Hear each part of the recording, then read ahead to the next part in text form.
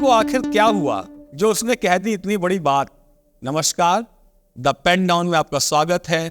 मैं हूं पीयूष त्रिपाठी। ये कौन है गुड्डी जिसकी मैं बात कर रहा हूं? आज से 50 वर्ष पहले याद करिए, एक फिल्म आई थी गुड्डी, जिसकी नायिका थी जया भादुड़ी।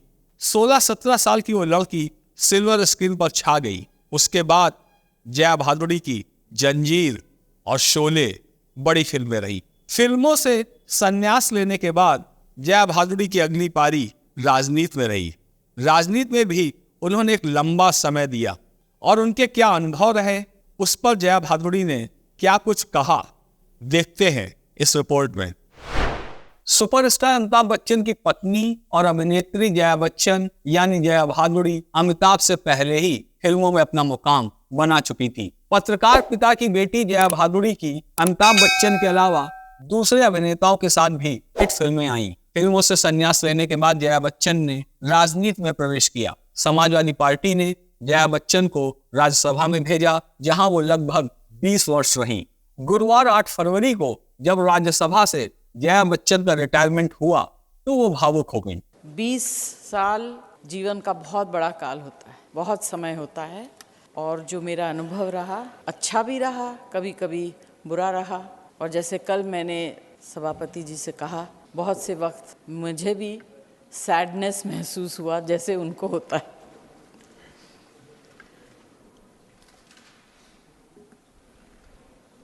पर जो सबसे अच्छा अनुभव ये रहा कि मेरा परिवार जो है बहुत बड़ा हो गया।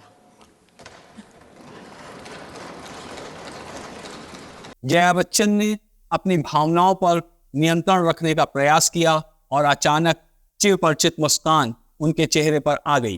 कई अवसरों पर जया बच्चन को गुस्सा करते हुए देखा जा सकता है। अक्सर वो पत्रकारों के सवाल और फोटोग्राफरों के फोटो खींचने से गुस्से में आ जाती हैं। राज्यसभा से विदाई के मौके पर जया बच्चन ने अपने इस गुस्से पर भी खेद जताया।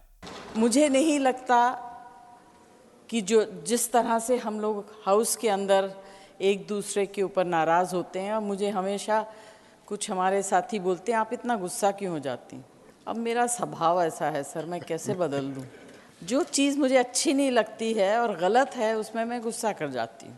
अगर मैंने बुरी तरह से गुस्सा किया, अगर पर्सनली किसी के ऊपर मैंने कोई बुरी बात कही, उसके लिए मैं आप सबसे माफ़ी मांगती हूँ। और आप सबको, जितने भी लोग हैं इस हाउस में, जो प्रस्तुत हैं, जो बाहर हैं, जो रास्ते में हैं, सबको बहुत बहुत शुभकामनाएं देती हूँ। ईश्वर आपको लंबी उम्र दे और ईश्वर आपको इतनी ताकत दे कि इस हाउस को आप इर्रेलेवेंट ना बनाएं। ये जैसा हाउस पहले था वैसा ही रहे और ताकतवर रहे, और उस हाउस से ज़्यादा